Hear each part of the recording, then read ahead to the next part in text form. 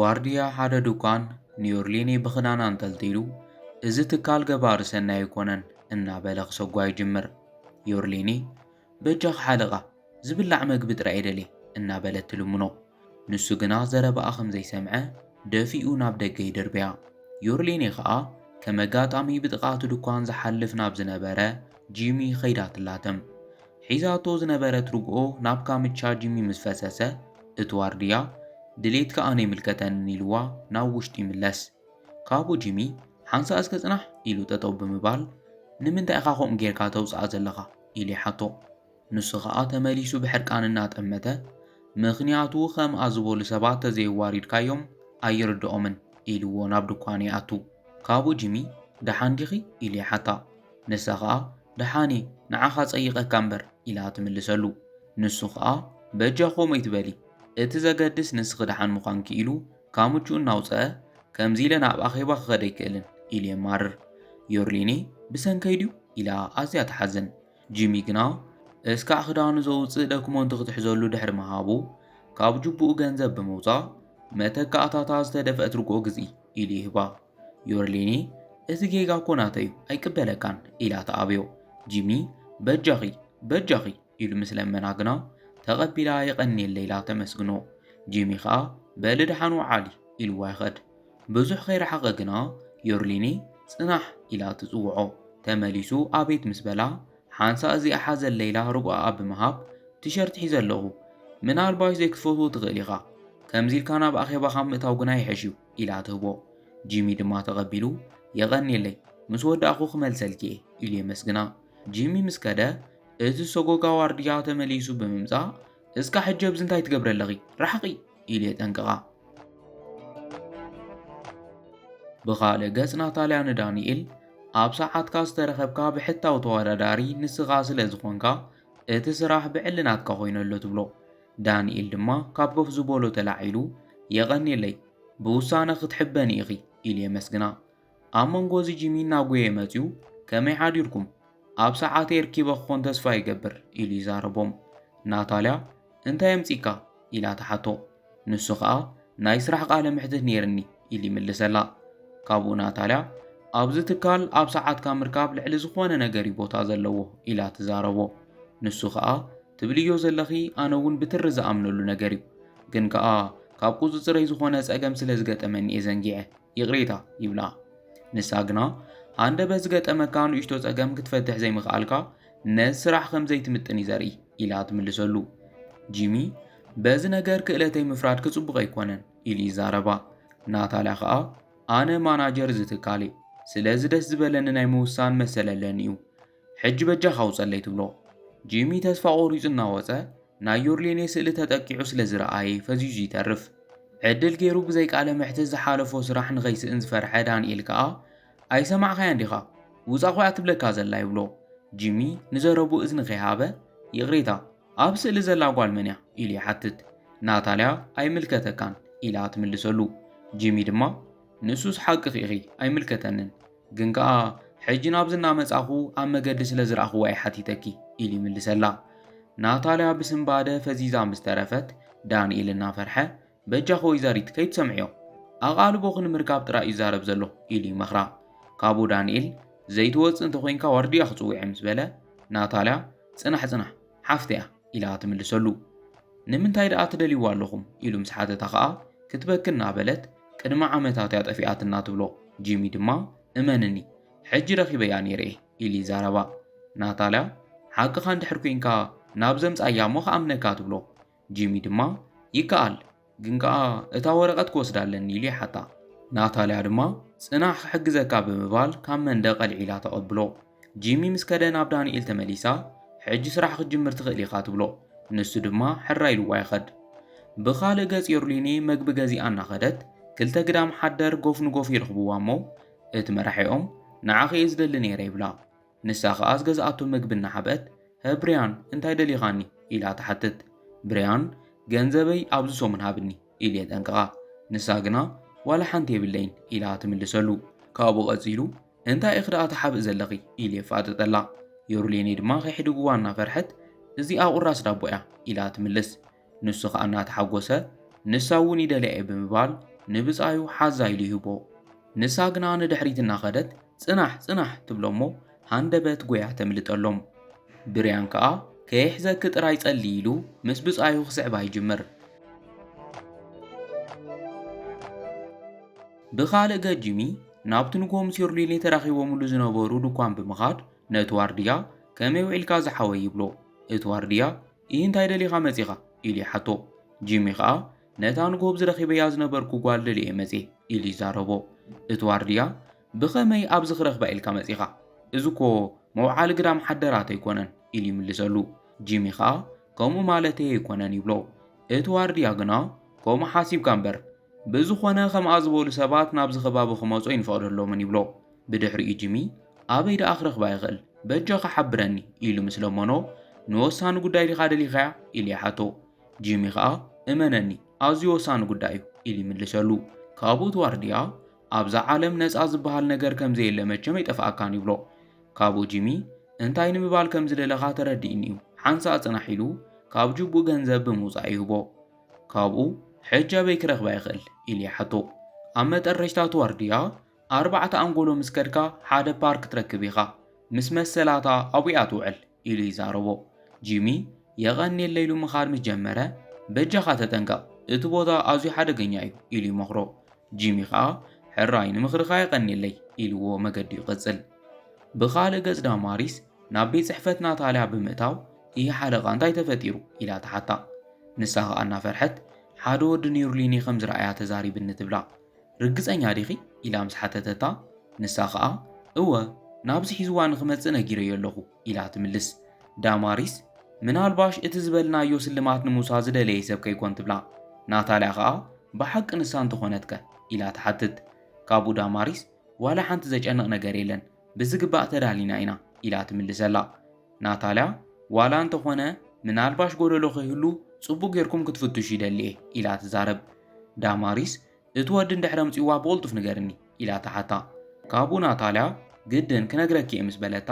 ተማሪሕን ካብ ቤት ጽሕፈት ይወፃ እዚ እናዕለላ ክሰምዐን ጸንሐ ዳንኤል ተሓቢኡ ሕሊፍወን ብሰላሕታ ናብቲ ቤት ጽሕፈት ብምእታው እንታይ ኢኽን ሓቢእኽን ኢሉ ኮምፒተራ ክፍትሽ ይጅምር ብኻልእ ገጽ ዮርሊኔ እናጎየት ብዘይልባ ምስ ጂሚ ትላተም ዮርሊኔ እናፈርሐት በጃኻ መሓረኒ ምስ በለቶ ህድእ በሊ ኣነ ዋላ ሓንቲ ኣይገብረክን እንታይ ተፈጢሩ ኢሉ ይሓታ ብዙሕ ከይጸንሑቶም ግዳም ሓደር እናጎዩ መጽዎም ጂሚ ድማ እንታይ ኢኹም ደሊኹም ኢሉ ከፈራርሖም ይፍትን እቲ መራሒኦም ንዓኻ ደሊና ኣይኮናን መጺና ክንሕዛ ፍቐደልና ይብሎ ጂሚ ግና ከይተሓስቦ ኢሉ ይምልሰሉ ምኻድ ምስ ኣበዩ ጂሚ ዮርሊኔ ንስኹ ገይ ኣነ ንዕኦም ክሕዘልኪ እየ ኢሉ ይዛረባ ፈለማ ዮርሊኔ ገዲፈካ ኣይከድን ኣዝዮም ሓደገኛታት እዮም ኢላ ተኣብዮ ንስኺ ጥራይ እምልጥ እምበር ንባዕለይ ከመይ ከም ዝከላኸል ይፈልጥ እየ ጉየይ ኢሉ ምስ ለመና ግና ዮርሊኔ ጎያ ተምልጥ ካብኡ ጂሚ ንኽልቲኦም ሓደ ብሓደ ብተደጋጋሚ ወቂዑ ብምውዳቕ ድሕሪ ሕጂ ኣብ ጥቓ ከይትበጽሑ ኢሉ የጠንቅቖም ንሶም ድሕሪ ምኻዶም ናብ ዮርሊኔ ክኸድ ይጅምር ካብኡ ምስ ተራኸቡ ደሓን ዲኺ ኢሉ ይሓታ ንሳ ከዓ እወ ንምንታይ ኢኻ ክትሕግዘኒ ደሊኻ ካባይ እንታይ ትደሊ ኢላ ተሓቶ ንሱ ከዓ ዋላ ሓንቲ ኢሉ ይምልሰላ ካብኡ ዮርሊኔ ስቕ ኢሉ ንዘይፈልጦ ሰብ ዝሕግዝ የለን ምስ በለቶ ጂሚ ሓቂ ንምዝራብ ሎሚ ንናይ ስራሕ ቃለ ምሕትት ኣብ ዝኸድክዎ ቤት ጽሕፈት ናትክ ስእሊ ረኺበ እታ ማናጀር ከዓ ሓፍትኺ ከም ዝኾነትን ንዓመታት ደልያ ከም ዝሰኣነትክን ነጊራትኒ ኢሉ ይዛረባ ዮርሊኔ ግና እቲ ዘርኣያ ወረቐት ኣሕዲጋ ብምሓዝ ዝደልየኒ ሰብ ከም ዘሎ ይፈልጥን ኢላ ትምልሰሉ ጂሚ ግን እኮ ንምርግጋጽ ከቢድ ኣይኮነን ሓንሳ ጽንሒ ኢሉ ቴሌፎኑ ብምውፃእ ክድውል ይጅምር ካብኡ ናታልያ ምሰልዓለቶ ሄሎ ወይዘሪት ናታልያ ኣነ ጂሚ እየ ይብላ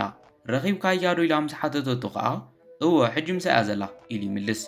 ናታልያ እናተሃወኸት ኣበይ ኢኹም ዘለኹም ኢላ ተሓቶ ንሱ ከዓ ሕጂ ኣብ ፓርክ ላሉስ ንርከብ ይብላ ካብኡ ናታልያ በልከይ ትንቀሳቐሱ ኣብኡ ጽንሕን ይመጽእ ኣለኹ እየ ኢላ ትዛረቦ ጂሚ ድማ ጽቡቕ ኣብዚ ክንጽበየኪ ኢና ይብላ ካብኡ ቴሌፎኑ ዓፂኑ ዮርሊኔ ትመጽእ ኣላ ምስ በላ ዮርሊኔ እታ ትብላ ዘለኻ ጓል ኣይፈልጣኒ ተኸድኩ ይሕሽ ኢላ ክትከድ ክትብል በጃኺ ልምነኪ ዝኾነ ሕማቕ ነገር ኣይክፍጠርን እዩ በጃኺ ኢሉ ቃሊኣትወላ ንሳ ከዓ ሕራይ ኢላ ትሰማማዕ ብድሕሪኡ ጂሚ ንዒሉ ሒዙዋ ክኸድ ይጅምር ብኻልእ ገጽ ናታልያ ብቴሌፎን እወ ረኺቦምዋ ኣብ ፓርክ ላሱስ ክንራኸብ ኢና ኩሎም ወረቓቕቲ ድልዋት ምዃኖም ኣረጋግጺ የቐኒለይ ኢላ ተዓጽዎ ኣብ ጎና ኮይኑ ዘረባ ክሰምዕ ጸንሐ ዳንኤል ሓለቓ ዝተፈጠረ ጸገም ኣሎ ድዩ ኢሉ ይሓታ ንሳ ኸኣ ንሓፍተይ ረኺብዋ ኢላ ትነግሮ ካብኡ ዳንኤል ብሓቂ ዝሕግዘክ ነገር ኣሎ ድዩ ኢሉ ምስ ሓተታ ናታልያ እሞ ትእመን ዲኻ ኢላ ትሓቶ ንሱ ድማ እወ ዝደለኽዮ ነገር ክገብረልክ ፍቓደኛ እየ ኢሉ ይምሕለላ ካብኡ ናታልያ ከይመለሰትሉ ወፂያ ትኸድ ብኻልእ ገጽ ዮርሊኒ ክትጭነቕ ስለ ዝጀመረት ጂሚ ደሓን ዲኺ ኢሉ ይሓታ ንሳ ኸኣ ኩሉ ነገር ሰላም እዩ ኢላ ትምልሰሉ ብድሕሪኡ ክተማት ድሕሪ ምጽናሕ ሓደ ፍትወት ክትውዕለለይ ዶ ትኽእል ኢላ ተሓቶ ጂሚ ጸገም የለን ንገርኒ ምስ በላ ዓንቶ ክጎይ ስለ ጸናሕኹ ኣዝየ ጸሚኤ ዘለኹ ማይ ክተምጸለይ ዶ ትኽእል ኢላ ተሓቶ ጂሚ ድማ ጸገም የለን ግን ከኣ ካብዚ ከም ዘይትንቀሳቐስ ቃልእ ተውለይ ኢሉ ይሓታ ሕራይ ኢላቶ ገዲፍዋ ምስ ከደ ግና ይቕሬታ ኢላ ብጉያ ተምልጥ ብዙሕ ከይጸንሐ ጂሚ ማይ ሒዙ ተተመለሰ ዮርሊኒ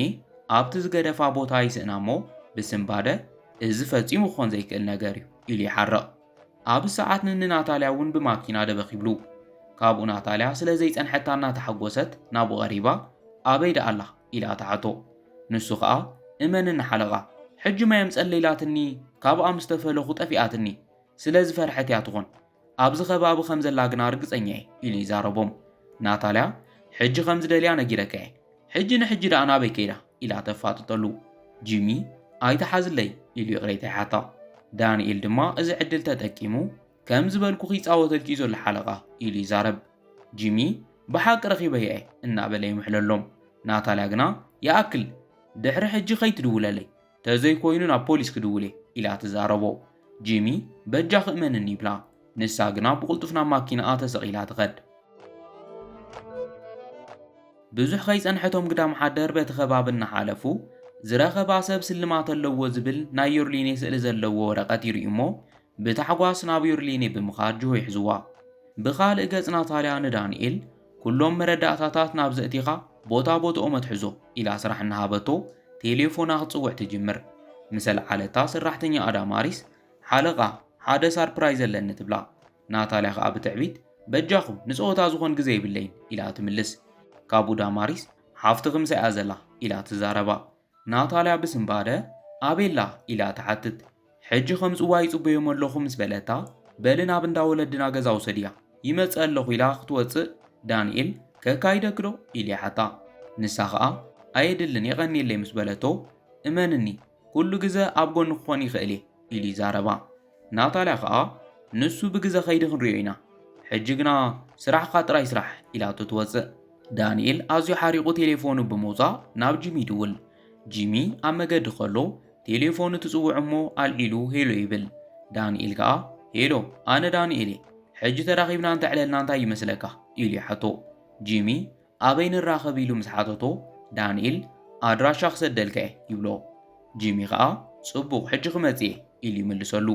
ብኻልእ ገጽ ናታልያ ናብ ገዛ ኸይዳ ነቶም ግዳም ሓደር በዓላ ድያ ኢላ ተሓቶም ንሶም ከኣ ነታ ገጻ ዓፊኖም ኣብ ወንበር ኣሲሮም ዘምጽዋ ዮርሊኒ እወ በዓላ ኢሎም ገጻ ይቐልዕዋ እሞ ፈለማ ግና ገንዘብና ክትህብና ኢና እንደሊ ኢሎም ይሓትዋ ዳማሪስ ምስ ሃበቶም እናተሓጐሱ ምሳኽ ብምስራሕና ሕጉሳት ኢና ይብልዋ ናታልያ ኸኣ ኣነ እውን ከምኡ ኢላ ተመስግኖም ብድሕሪኡ ዮርሊኒ ስለኺ ክሓስብ ንዓመታት ብሰላም ኣይደቀስኩን ምንኣሰይ ትብላ ዮርሊኒ ኸኣ እናፈርሐት በጃ ኸይትጐድእኒ ደጊመ ክስወሬ እናበለት ትልምን ናታልያ ግና ብፍጹም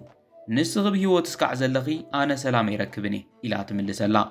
ዮርሊኒ እናበኸየት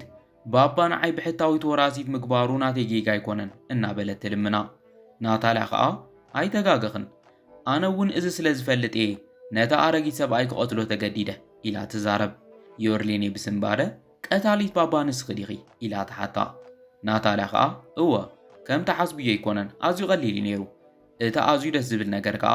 ንስኺ እውን ኣሰሩ ትስዕብሉ ሰዓት ምብፅሒ እዩ ብምባል ካብ ዳማሪስ ሽጉጥ ትቕበል ዮርሊኒ ናታልያ ሓፍተይ ከምዚ ምግባር የድልየክን ኣነ ሃብተይ ጫረተክኒ ግደፊ እናበለት ትልምና ናታልያ ግና ንለመናኣ እዝኒ ኸይሃበት ኣብ መጠረሽታ ክትብልዮ ትደሊ ነገር ኣሎ ዶ ኢላ ተሓታ እንተኾነ ግና ኣብ መንጎ እዚ ፖላይስ መፂኦም ኣብ ትሕቲ ቀይዲ እትዋ ናታልያ ፈንወኒ ኢላ እናተቓለሰት ዳንኤልን ጂምን ከዓ ኒውዮርሊን ይፈትሕዋ ድሕሪ መዓልትታት ዮርሌኒ ምስ ዳንኤልን ጂምን ጽሟቕ እናሰተየት እቲ ዝተፈጠረ ነገር እስካ ሕጂ ከኣምኖ ኣይከኣልኩን ኢላ ትዛረብ ጂሚ ከዓ ኣጆኺ ሕጂ ኩሉ ነገር ኣብኪዑ ይብላ ካብ ዮርሌኒ ናታልያ እንታይ ከም ዝሓሰበት ከመይ ክትፈልጡ ኢልኩም ኢላ ተሓቶም ዳንኤል ድማ ምስኣ እናሰራሕኹ ስለ ዝጠርጠርክዋ ኮምፒተራ ፈቲሸ ኣቦኺ ከም ጓሉ ዘዕበያ እምበር ወላዶ ቦኣ ከም ዘይኮነ ፈሊጠ ኣብ ውርሲ ግና ናትክስም ጥራይ ጸኒሕኒ ኢሉ የረድኣ ካብኡ ጂሚ በዚ ምኽንያት ዲኺ ናብ ዝኸድኩ ከይበልክ ተሰዊርኪ ይብላ ዳንኤል ቀፂሉ እዚ ምስ ረኣኹ ገለ ጸገም ከም ዘሎ ተረዲኤ ኢሉ ይዛረብ ዮርሌኒ ኣነ እውን እዚ ትብሎ ዘለኻ ምስ ፈለጥኩ እየ ጠፊኤ ሓደ መዓልቲ ኩሉ ነገር በይና ክትወርሶ ከም ትደሊ እናተዛረበት ሰሚዐ እያ ኩሉ ነገር ናታ ንምግባር ዝኸኣለቶ ክትገብር ድሉት እያ ነይራ ትብሎም ጂሚ ዝጠፋ ኩሉ ምኽንያት ሕጂ ተረዲእኒ ኢሉ ይዛረብ ንሳ ከዓ ኩሉ ሰብ ብሰላም ክነብር ይድሌተይ ነይሩ ኢላ ትምልሰሉ ብድሕሪኡ ጂሚ ንዳንኤል እምነት ናታልያ ንምርካብ ዝኸድካዮ ርሕቐት ኣዝዩ ዘገርም እዩ ኢሉ የድንቆ ዳንኤል የቐኒየለ ኢሉ ምስ ኣመስገኖ ናብ ናታልያ ብምዛር ሕጂ ነዚ ኩሉ ሃብቲ ከመይ ክትገብሩ ይሓሲብኪ ኢሉ ይሓታ ንሳ ከዓ ሓቂ ንምዝራብ ኩሉ ነገር ስርዓት ንምትሓዝ ናትኩም ሓገዝ የድልየኒ እዩ ትቕበሉ ዲኹም ኢላ ተሓቶም ዳንኤልን ጂምን ከዓ በብተራ እወ ብሓጎስ ንሰማማዕ ኢና ኢሎም ቃል ይኣትውላ